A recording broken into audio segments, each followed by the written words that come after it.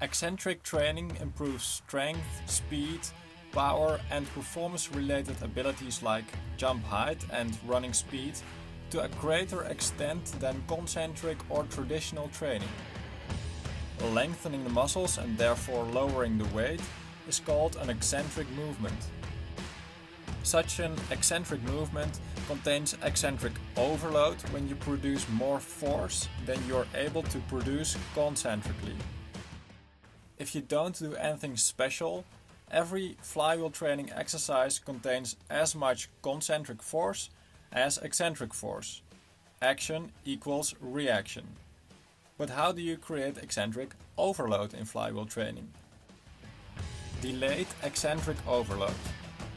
Produce as much force as possible when pulling the cord concentrically, and then only de-accelerate the flywheel in 2/3 of the eccentric movement. Since you absorb all the energy of the concentric phase in only 2/3 of the eccentric phase, you will experience eccentric overload in these 2/3. Impulse overload. This strategy looks a lot like the delayed eccentric overload strategy. The difference is that you position yourself after the concentric phase into one position. You then wait until the flywheel hits you while you try to maintain your position.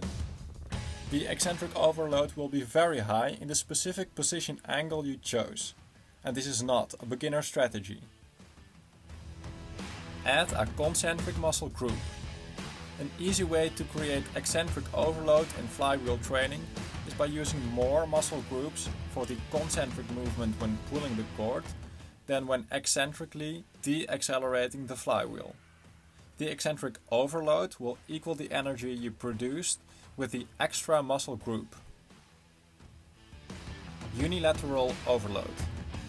This strategy uses the same principle as the previous strategy. You now use both your legs or both your arms to pull the cord, but only use one arm or one leg to de-accelerate the flywheel. The eccentric overload will equal the energy you produced with one extra arm or one extra leg. If you want to know more about flywheel training or eccentric overload, go and check our website at molab.me.